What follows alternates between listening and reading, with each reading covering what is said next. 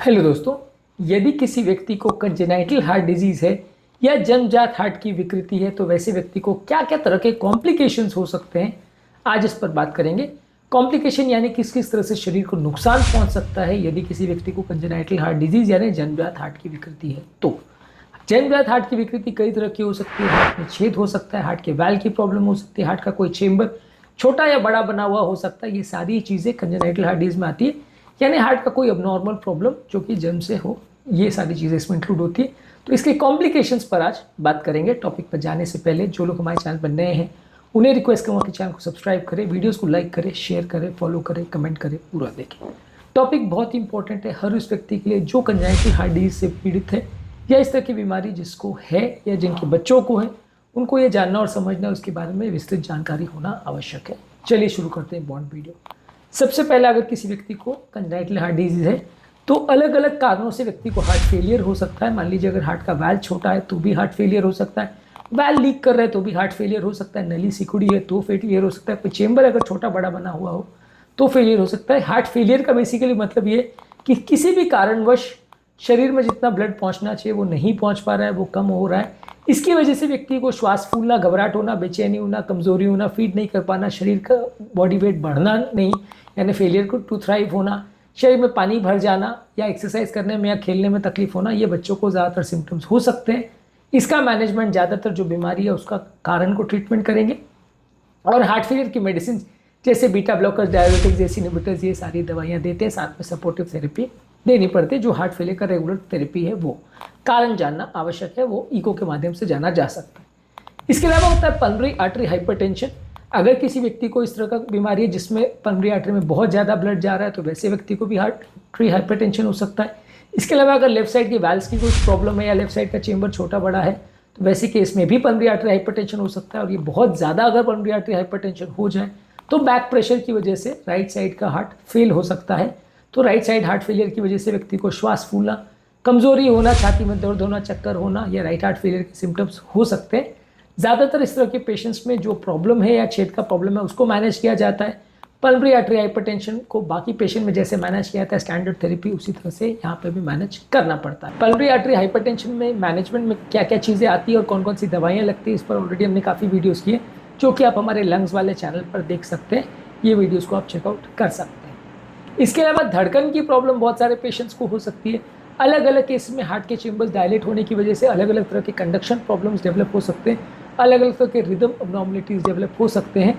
ये छोटे मोटे प्रॉब्लम भी हो सकते हैं, बड़े प्रॉब्लम भी हो सकते हैं, जान का खतरा भी हो सकता है। किस तरह का प्रॉब्लम है उसके हिसाब से ट्रीटमेंट स्ट्रैटेजी डिसाइड होगा। ज़्यादातर इस तरह के पेशेंट को धड़कन बढ़ने का प्रॉब्लम, चक्कर आना, बेहोश होना, छाती में दर्द होना, बहुत ज़्यादा सुस्ती, कमजोरी होना, ये सिम्टम्स हो सकते हैं। ज़्यादातर इस तरह के पेशेंट में जो रिदम प्रॉब्लम है उसके हिसाब से आप मैनेज करते हैं। ये अगर छोटा मोटा रिदम प्रॉब्लम है तो दवाइयों से मैनेज करते हैं जैसे बीटा ब्लॉकर्स, अम्योड्रॉन। बहुत ज़्यादा प्रॉब्लम हो तो शॉक करके रिदम नॉर्मलाइज कर सकते हैं, कैथेटर अब्लेशन करके जो नॉर्मल सर्किट है उसे जला सकते हैं। कभी कभार पेसमेकर और AICD डिवाइसेस का इम्प्लांटेशन भी करना पड़ता है। अगला इंपॉर्टेंट कॉम्प्लिकेशन है इन्फेक्टिव एंडोकार्डाइटिस, जो कि बेसिकली हार्ट के इनर लाइनिंग का इन्फेक्शन है। जब व्यक्ति को कंजेनिटल हार्ट डिजीज होता है तो ब्लड वॉल्यूम अलग अलग जगह पर सर्कुलेशन उसका चेंज होता है, जिसकी वजह से अलग अलग कारणों से हार्ट की इनर लाइनिंग में डैमेज हो सकता है, जिसकी वजह से आदमी को वहाँ इन्फेक्शन या कीटाणु बढ़ने का टाइम या जगह मिल जाती है। सिम्टम्स में ज़्यादातर लोग को बुखार होना, कमजोरी होना, वेट लॉस होना, हार्ट फेलियर बिगड़ जाना, हार्ट में नए मर्मर्स का आना या हार्ट का सर्कुलेशन कॉम्प्रोमाइज़ होना, ये सिम्टम्स होते हैं। ज़्यादातर ऐसे केस में आप अग्रेसिव एंटीबायोटिक्स देते हो यानी कीटाणुनाशक दवाइयाँ देते हो, साथ में जो हार्ट फेलियर हुआ है उसको मैनेज करते हो, और अगर वाल्व वगैरह का कुछ परमानेंट डैमेज हो गया तो ऑपरेट करके उसको चेंज करना पड़ सकता है। अगला इंपॉर्टेंट कॉम्प्लिकेशन है साइनोसिस या हाइपोक्सीमिया होना।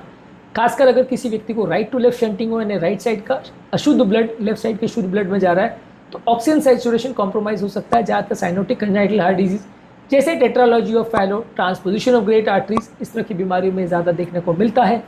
इस तरह के पेशेंट्स में ऑक्सीजन सैचुरेशन कम होता है, बच्चा नीला पड़ने लगता है, खासकर जबान पे, नेल बेड्स पे, या बच्चे को कई बार श्वास फूलने का तकलीफ हो सकता है, बच्चे की एफर्ट टॉलरेंस कॉम्प्रोमाइज़ हो सकती है। ज़्यादातर इस तरह के पेशेंट में जो प्रॉब्लम है उसका ट्रीटमेंट करना पड़ता है।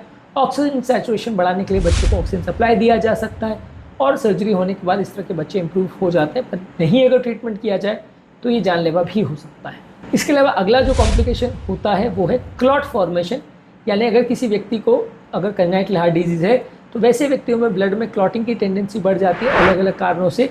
ज़्यादातर ब्लड थोड़ा सा स्टैग्नेंट हो जाए या ब्लड में ज़्यादा टर्बुलेंस हो, जिसकी वजह से कई लोगों में क्लॉटिंग टेंडेंसी बढ़ जाती है। इसकी वजह से लोगों को हार्ट अटैक, लकवे का होना, ट्रांजिएंट इस्केमिक अटैक का होना, पल्मोनरी एम्बोलिज्म का होना, शरीर में क्लॉट जाना, इस तरह की कॉम्प्लिकेशंस हो सकते हैं। इस तरह का अगर कोई प्रॉब्लम है तो जो बीमारी है उसको आपको ठीक करना है, खून पतला करने की दवा देना है, क्लॉटिंग के लिए पेशेंट को एजुकेट करना है, और जो ऑपरेशन की अगर ज़रूरत है तो ऑपरेट किया जा सकता है, जिसके बाद ये प्रॉब्लम ठीक हो सकती है। हालांकि क्लॉटिंग और एम्बोलिज्म की प्रॉब्लम इतनी कॉमन नहीं है, पर अगर होती है तो डेंजरस हो सकती है। डिपेंड करता है कि वो क्लॉट बनने के बाद कहाँ जा रहा है, जहाँ पे वो जाएगा वो नली को चोक कर सकता है, डैमेज कर सकता है, जिसके बाद उसे संभालना, मैनेज करना अक्सर मुश्किल हो सकता है। तो ये थे इंपॉर्टेंट कॉम्प्लिकेशंस जो कंजेनाइटल हार्ट डिजीज़ यानी जन्मजात हार्ट की विकृतियों में देखने को मिलते हैं। इनके बारे में जानना और समझना ज़रूरी है ताकि आप बेसिक अंडरस्टैंडिंग डेवलप कर पाए कि कंजेनाइटल हार्ट डिजीज़ होते क्या हैं, होते किसको हैं, और बेसिकली इससे क्या परेशानियां हो सकती हैं। इन परेशानियों के बारे में जानना ज़रूरी है। इसके अलावा भी और भी बहुत सारी तरह की प्रॉब्लम्स हो सकती है जिसको अलग वीडियोस में डिस्कस कर सकते हैं। उम्मीद करूँगा कि आज के टॉपिक में कुछ नया जानने को मिला होगा। Congenital heart disease, cyanotic as cyanotic congenital heart disease और इनमें डिफ्रेंसिएशन, ये सब हमने बहुत सारे वीडियोज़ में डिस्कस किया है। इन्हें ज़रूर चेकआउट करें। टॉपिक एंड करने से पहले जो लोग हमारे चैनल पर नए हैं उन्हें रिक्वेस्ट करूँगा कि चैनल को सब्सक्राइब करें, वीडियोज़ को लाइक करें, शेयर करें, फॉलो करें, कमेंट करें, पूरा